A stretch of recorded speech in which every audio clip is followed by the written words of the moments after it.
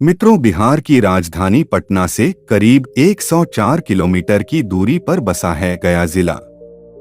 धार्मिक दृष्टि से गया न सिर्फ हिंदुओं के लिए बल्कि बौद्ध धर्म मानने वालों के लिए भी आदरणीय है।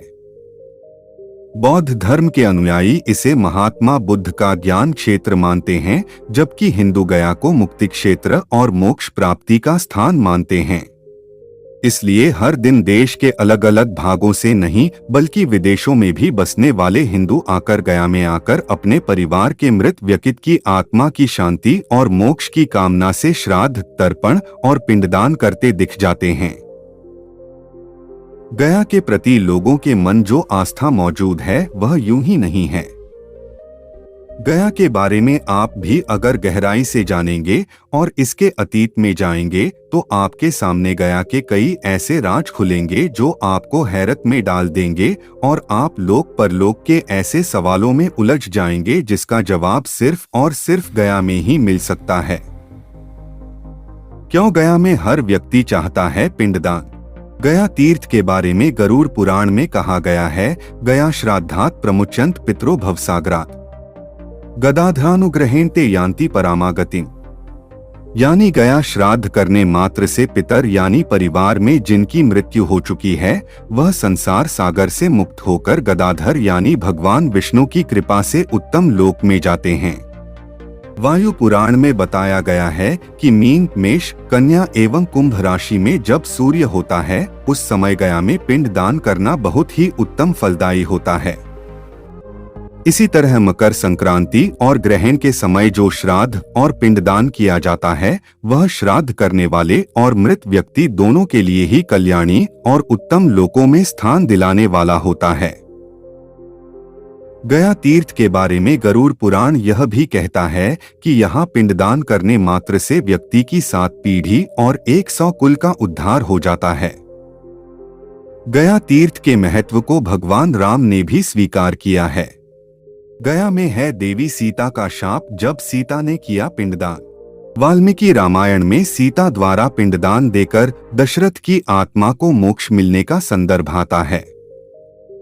वनवास के दौरान भगवान राम लक्ष्मण और सीता पितृपक्ष के दौरान श्राद्ध करने के लिए गया धाम पहुंचे।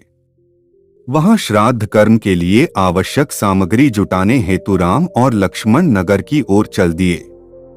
उधर दोपहर हो गई थी। पिंडदान का समय निकलता जा रहा था और सीता जी की व्यग्रता बढ़ती जा रही थी। अपराह्न में तभी दशरथ की आत्मा ने पिंडदान की मांग कर दी। गया जी के आगे फल्गु नदी पर अकेली सीता जी असमंजस में पड़ गई। उन्होंने फल्गु नदी के साथ वटवृक्ष केतकी के फूल और गाय को साक्षी मानकर बालू का पिंड बनाकर स्वर्गीय राजा दशरथ के निमित्त पिंडदान दे दिया। थोड़ी देर में भगवान राम और लक्ष्मण लौटे तो उन्होंने कहा कि समय निकल जाने के कारण मैंने स्वयं पिंडदान कर दिया। बिना सामग्री के पिंडदान कैसे हो सकता है? इसके लिए राम ने सीता से प्रमाण मांगा। तब सीता जी ने कहा कि यह फल्गु नदी की रेत, केतकी के फूल, गाय और वटवृक्ष मेरे द्वारा किए गए श्राद्ध कर्म की गवाही दे सकते हैं। इतने में फल्गु नदी, गाय और केतकी के फूल तीनों इस बात से मुकर गए। सिर्फ वटवृक्ष ने सही बात कही। तब सीता जी ने दशरथ का ध्यान करके उनसे ही गवाही देने की प्रार्थना की। दशरथ जी ने सीता जी की प्रार्थना स्वीकार कर घोषणा की कि ऐन वक्त पर सीता ने ही मुझे पिंडदान दिया। इस पर राम आश्वस्त हुए, लेकिन तीनों गवाहों द्वारा झूठ बोलने पर सीता जी ने उनको क्रोधित होकर श्राप दिया कि फल्गु नदी, जा तू सिर्फ नाम की नदी रहेगी, तुझ में पानी नहीं रहेगा। इस कारण फल्गु नदी आज भी गया में सूखी रहती है। गाय को श्राप दिया कि तू पूज्य होकर भी लोगों का जूठा खाएगी, और केतकी के फूल को श्राप दिया कि तुझे पूजा में कभी नहीं चढ़ाया जाएगा। वटवृक्ष को सीता जी का आशीर्वाद मिला कि उसे लंबी आयु प्राप्त होगी और वह दूसरों को छाया प्रदान करेगा तथा पतिव्रता स्त्री तेरा स्मरण करके अपने पति की दीर्घायु की कामना करेगी। यही कारण है कि गाय को आज भी जूठा खाना पड़ता है, केतकी के फूल को पूजा पाठ में वर्जित रखा गया है और फल्गु नदी के तट पर सीताकुंड में पानी के अभाव में आज भी सिर्फ बालू या रेत से पिंडदान दिया जाता है।